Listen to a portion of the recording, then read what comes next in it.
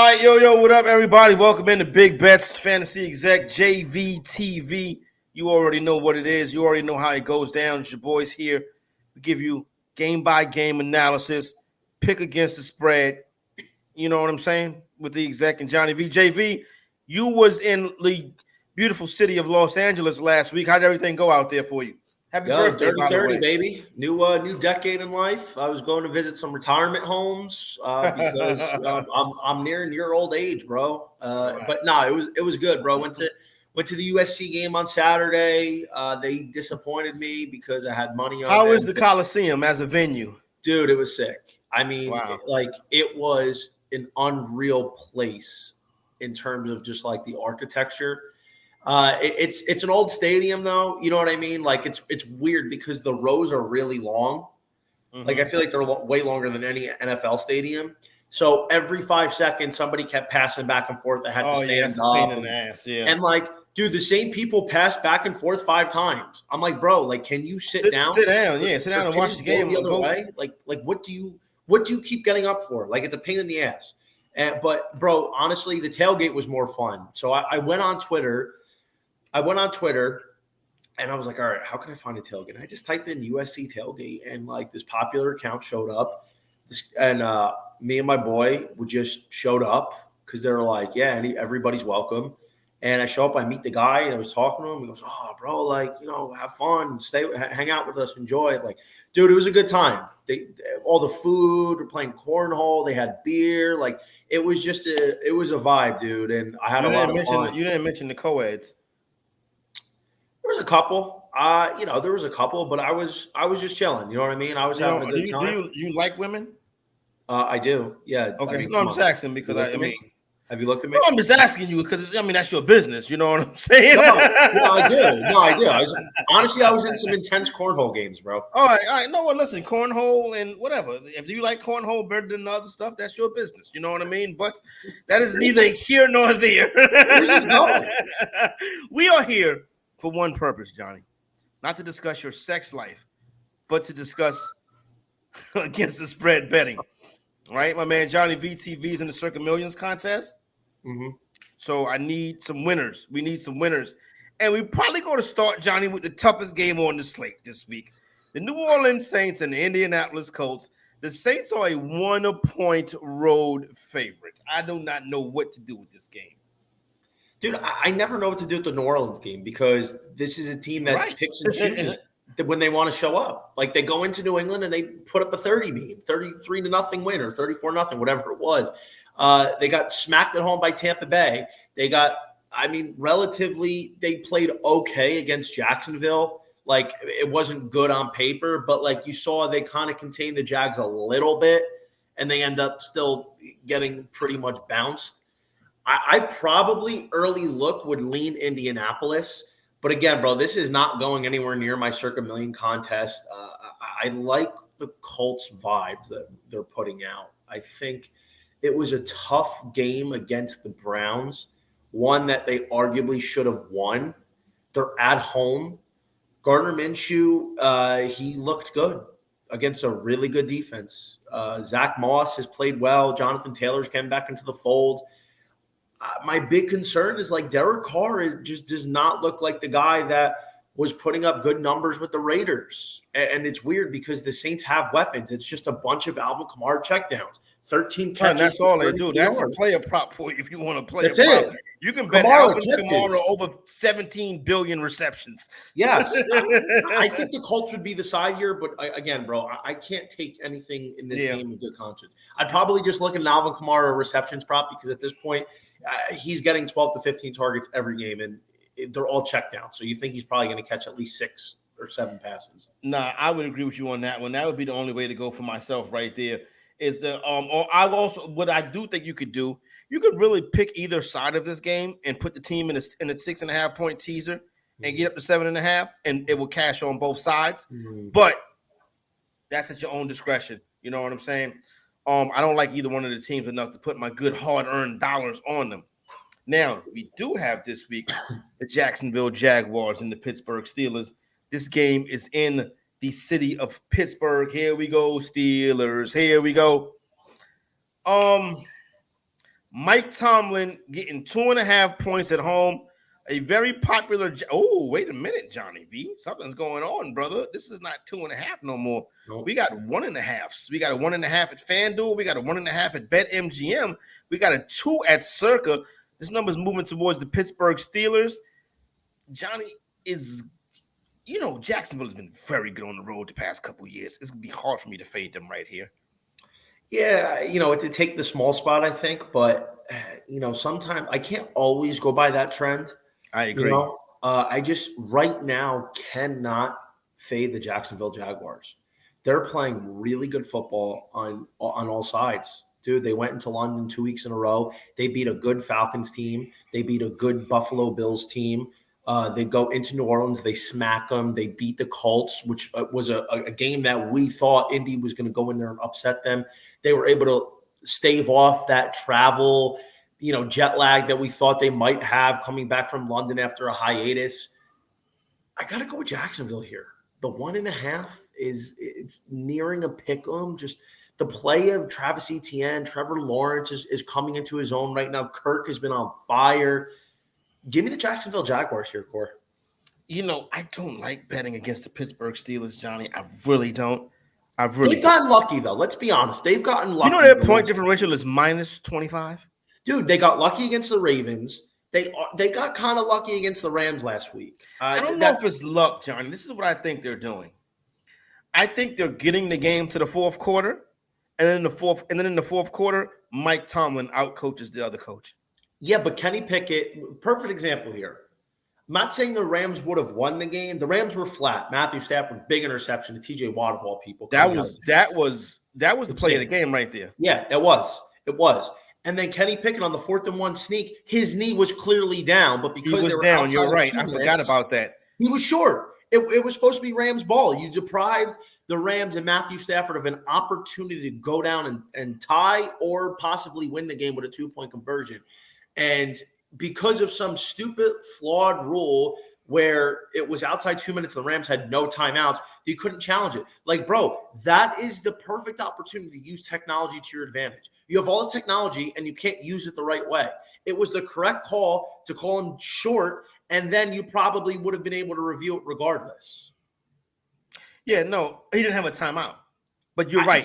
Stupid. He should have called it, though. Yep, exactly. Review. That's like a turnover. It's an automatic review after 2 minutes, but the 2-minute warning, basically the play ended at the 2-minute warning. So it's one of those weird things. That's a rule that'll probably be changed. Right? That's a common sense thing, though, Corey. I agree with you. I agree with you. You institute all these replays. You have an opportunity to make the right call, or at least take a look at it to make sure you're making the right call, and you don't do it off some fluke, some technicality. They should have called it. They should have called him short on the field. That's what I'm saying. That should have been the play right there. Let's get to this one. Houston and Carolina down here in Carolina. Panthers don't have a win yet this season. Houston's getting along nicely so far this year, Johnny. But now they're asking us to lay 3 points on the road with the Houston Texans. I'm not with that. Carolina gets their first win of the year. I don't think so. This is a spot here where the favorite is laying 3.5. That's my second favorite spot behind the Royal Mint. We've seen the 3.5 favorites been cashing at like a ridiculous rate. Only maybe once or twice. Cleveland was 3. Well, the Rams last week. No, last week it didn't come home. The Rams and I think the Browns last week were both laying 3.5 and did not cash. You are correct. Yep. But overall this season, that number has been coming home. But that aside, I think this is too good of a matchup for Houston.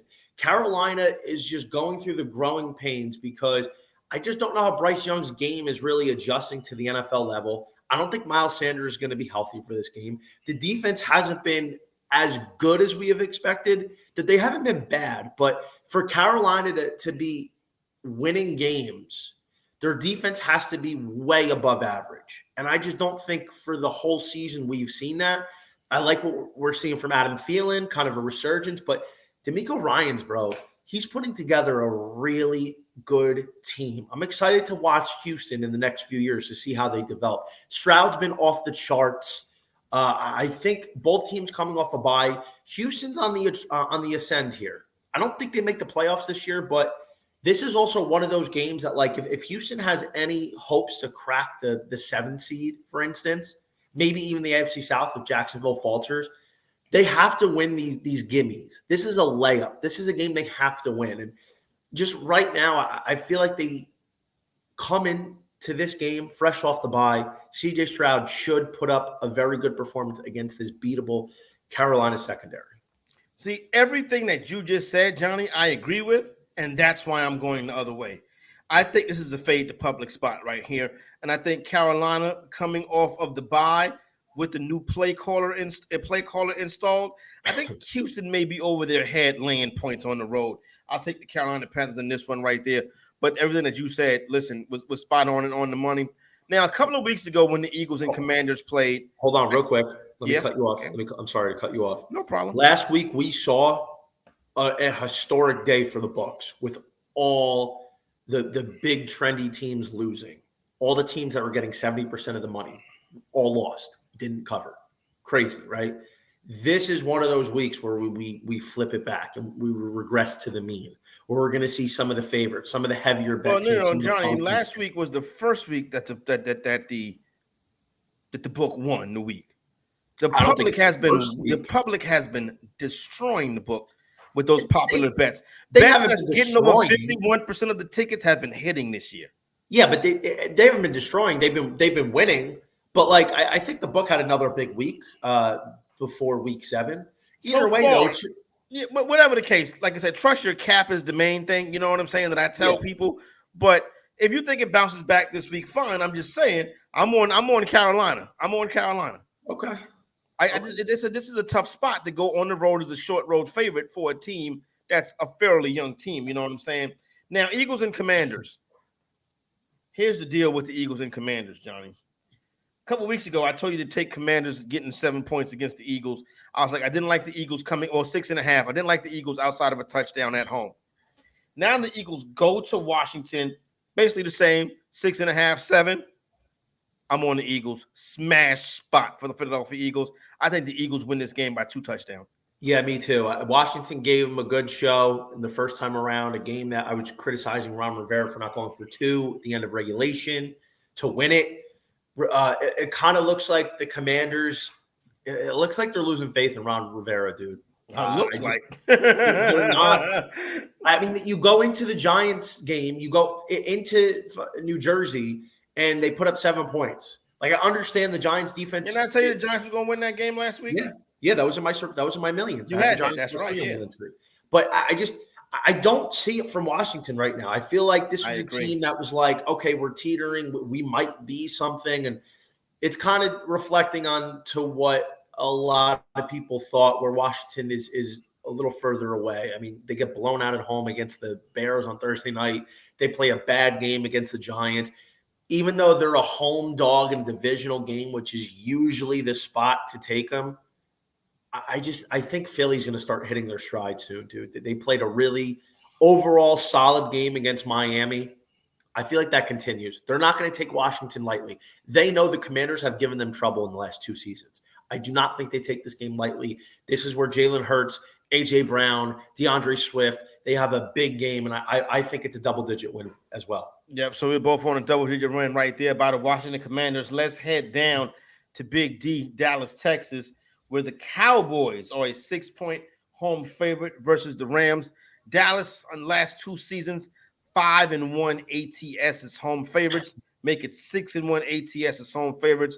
Latest number against Matthew Stafford and the the Los Angeles Rams. Ain't been in St. Louis since the late 90s. Go ahead. I'm just playing. I mean, Dallas off a bye. I want to take this, but this is a big number, dude.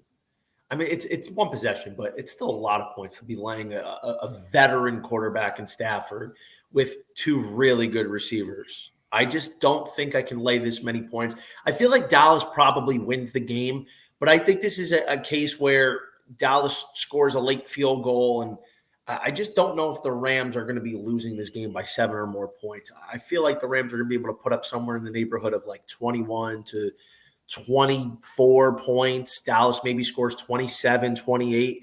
And I think the Rams keep this one closer, bro. I think this is a big bounce back game for Cup Daddy. Puka is going to keep pumping. Matthew Stafford, he knows he needs a bounce back performance, bro, because the Rams, this is a kind of game for the NFC standings that they can't lose. So I think he's going to get a big performance. I'm taking Rams plus 6.5 on the road. You taking this in the contest? I think I might throw the Rams plus 6.5 in one of my entries. I haven't finalized my entries yet. I'm a little sluggish this week. It's all good. I think I'm going to take the Rams here with the 6.5. All right, let's go down to Miami. Dolphins laying 9.5 at home versus the New England Patriots. New England had a nice bounce back week last week. Tyreek Hill was a little bit banged up to start the week. I think he's good to go now. Might be a game time decision. Mac Jones and that New England Patriot team go down there to South Beach. They're catching 9.5. Boy, I tell you, it's no bet for me. They have looked bad versus the Dolphins in the past couple years.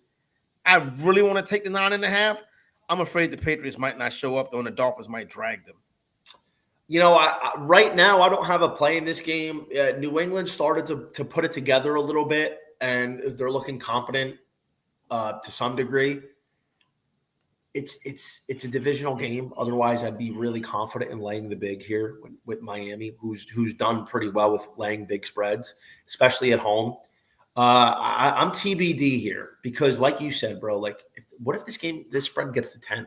Tyreek Hill gets announced. Everybody gets a little bit more excited. We're getting double digits with New England. I'd probably wait and see on this line because if we're getting 10 in a divisional game, I might have to take it. Yeah, no doubt. I think you could be correct on that one right there. Let's go up to the Meadowlands where you got both of New York's team this weekend going after a W. Jets are a 3-point favorite as the road team, despite the game being in their home building. New York Giants catching 3 technically as a full-fledged home team in this one.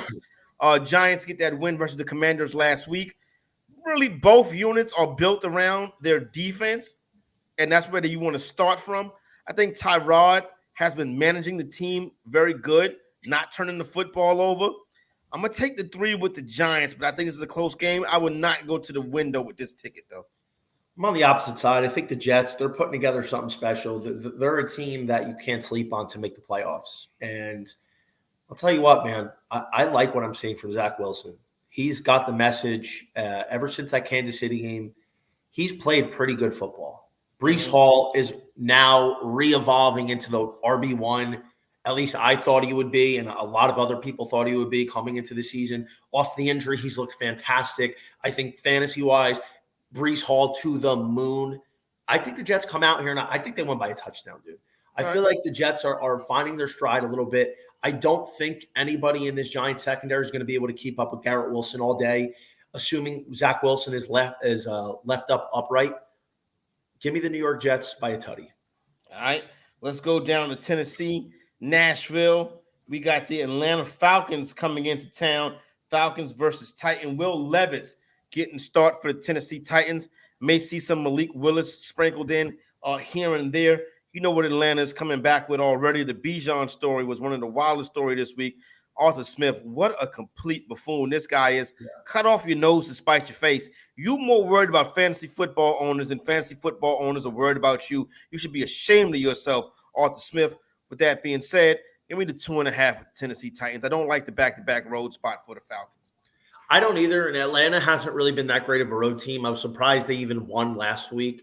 Some mix-up here with the Tampa Bay Buccaneers, just not able to execute. And, the one thing that worries me about this is Will Levis. Like, what is he going to look like?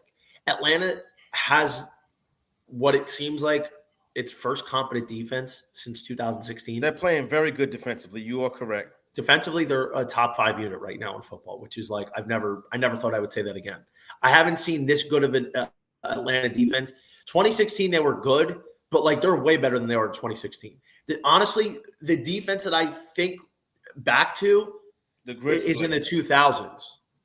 And, the Dirty Bird defense. Okay. 2012's defense for Atlanta was good as well, but they were more opportunistic.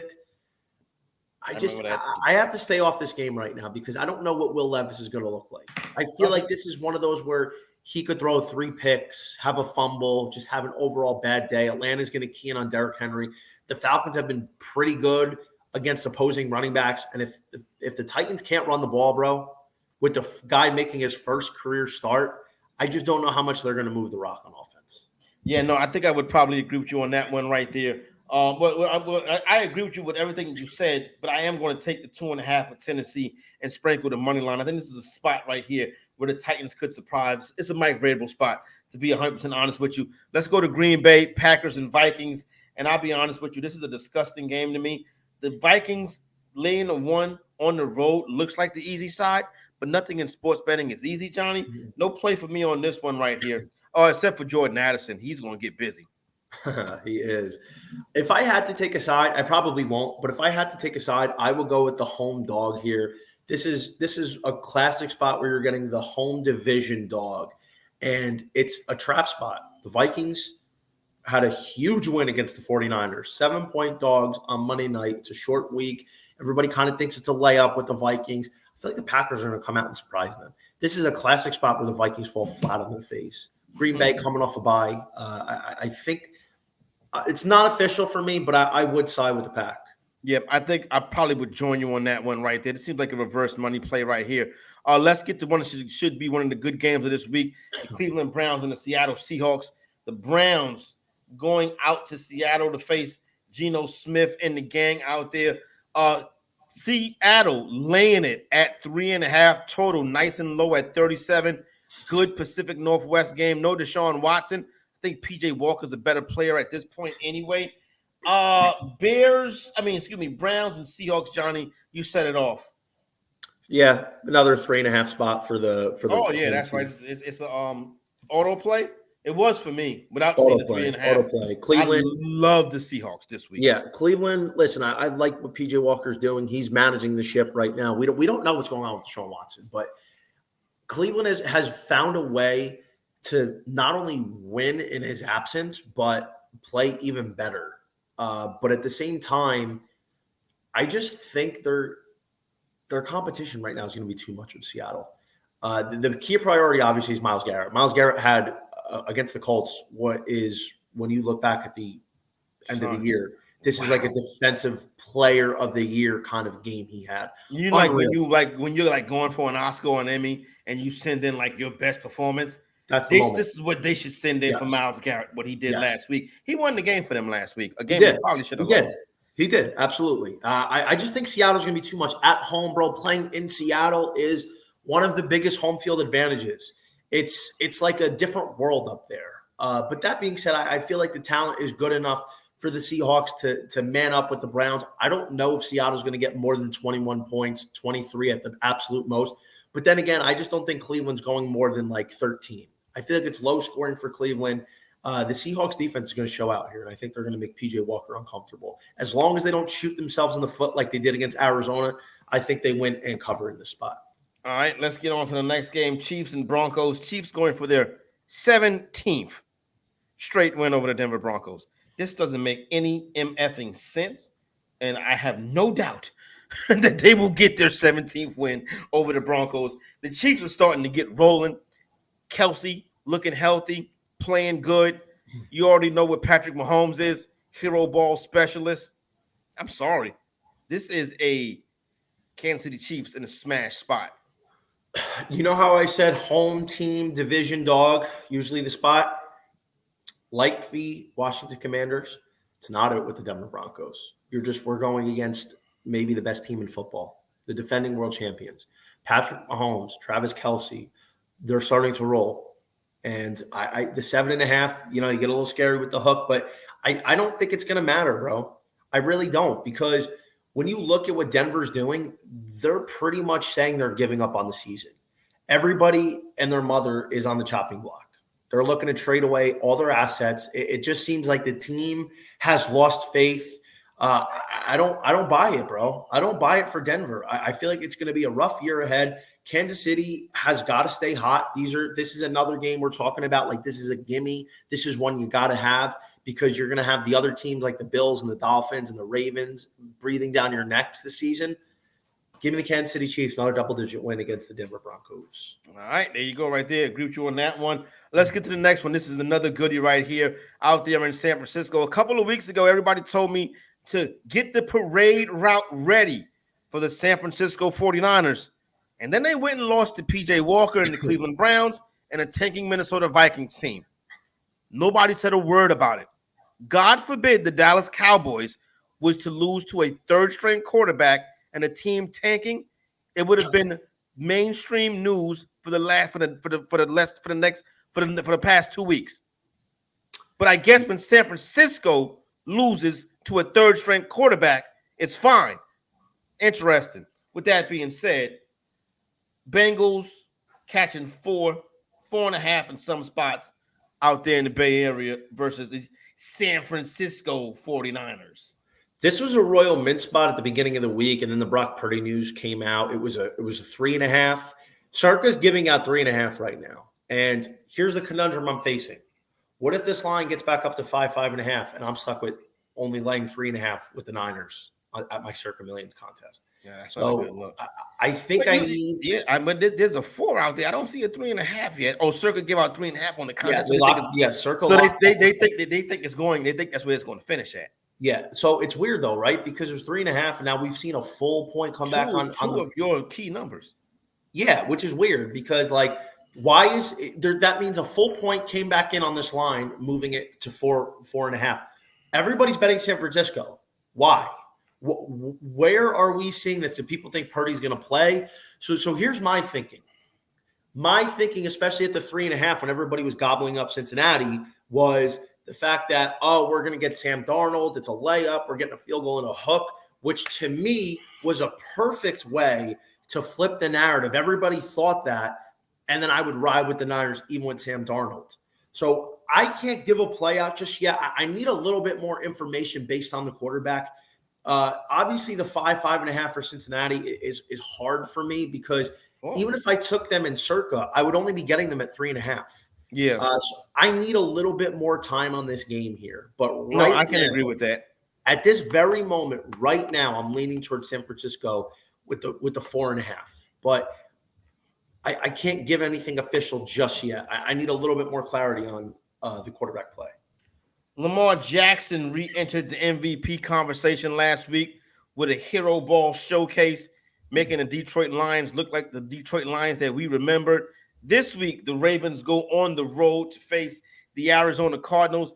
Johnny, the Ravens play to the level of their competition, and it scares me. I take the 9.5 with the Arizona this week. That's the thing, right? This is a lay the big spot, and I want to lay the big, but I was on by the book earlier today. Shout out to Moneyline Meg and Sarah and the whole crew over there at By the Book. My man, the new guy too. Yeah, see ya. Good guy. So what I was explaining was Baltimore's coming off a game where they blew the doors off a contending Detroit Lions team. Wasn't even close. From the opening kickoff, it was not close. The Lions didn't have a prayer. The problem I see because of that, despite what the Ravens say about trap games and all that, this is a spot where they would play down to their competition and mess around. I think the Arizona Cardinals, to me, one of two things is going to happen. They're either going to get blown out like Detroit did, or they're going to win this game. I don't know which one it is. I'm taking the 9.5 with Arizona, like you, Corey, going against the lay the big theory for one of my key reasons. Aside from Baltimore playing down to their competition, which they are capable of doing, this could very well be Josh Dobbs' last chance to secure a starting role for next season. Interesting. Kyler Murray is probably not playing this week. He's doubtful for this week. What if he does play? He's doubtful. He has a designation? I think he's designated as doubtful. Okay, we'll check on that because I didn't think he was on the report at all this week. Dude, he's been practicing. Apparently, he's fully healthy. Let me see if I got a designation. It says Kyler Murray is listed as doubtful on final report.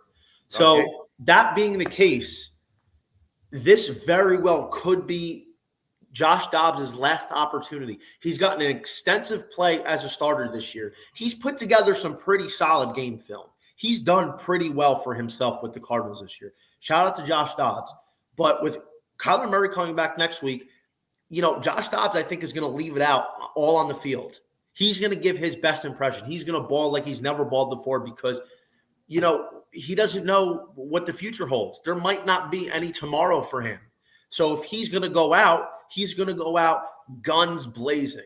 I think Arizona at home getting 9.5 is a great spot. But if the Ravens win and cover this game, you can make a case. It's arguably as, if not more impressive, to avoid a trap spot than the blowout win last week. No, I agree. That's an excellent point right there, Johnny. You know what I'm saying? So I think this is a test for the Baltimore Ravens to go ahead and play like the Baltimore Ravens they can be, but they have to pass this test. They did a great job passing that test last week. Mm-hmm. All right, let's get into our final game of the Slizzate. You already know it is a Sunday night stinker between the Chargers and the Bears. Numbers I see a 9.5 at BetMGM, a 9 at Barstool, then 8.5 painted from Circa, DraftKings, FanDuel, and Bet365. JVTV, it's no way in hell I'm laying points with the Los Angeles Chargers. Please hold my nose, take the Chicago Bears. I agree. The Chargers right now, I want to lay this number. Another lay the big spot. Yeah. I'm going against all the lay the bigs this week. But when we look at what the Chargers are doing, bro, they have alluded nothing to say they should be laying a big number against anybody right now, especially when we're getting to the fourth quarter. Brandon Staley is like as clueless as they come. And, I know what we're seeing with the Bears, and you got this kid Badgett, the backup quarterback. I think Fields is going to be out for this game again. But, Corey, what is one thing the Chicago Bears have done in the last couple of years on offense? What's their biggest success point? Run the rock. What has the Chargers defense historically struggled with? Defending the run. So I think what can happen here, Deontay Foreman, Roschon Johnson, whatever, kind of platoon that they deploy, if the Bears run the ball 30 times, I think they have a shot to win this game, but I definitely think they stay inside 8.5, 9. I feel like if the Chargers win this game, it's a late field goal. They're going to win the game by 3 points. The Chargers, it's a late touchdown, something like that. I don't think the Chargers win this game by more than 6 or 7 points. So we're getting 2 possessions here. It is a hold your nose spot, but this is one where I think the Bears can go into Los Angeles and give them a really good fight. All right, and there you go right there.